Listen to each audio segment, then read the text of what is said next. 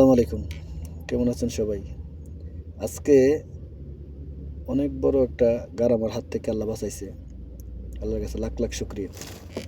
আজকে নিজের অভিজ্ঞতা থেকে বলি। আজকে এয়ারপোর্টে গেছিলাম। এক আত্মীয় আসবে ওনার রিসিভ করার জন্য।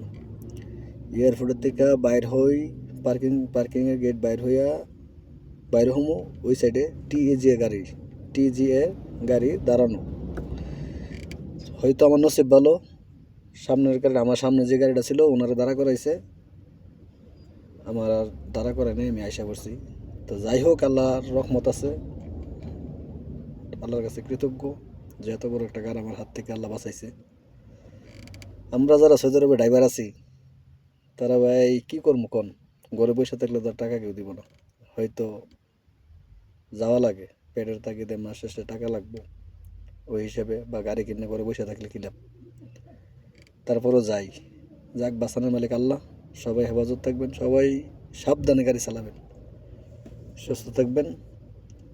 আল্লাহ হাফিজ।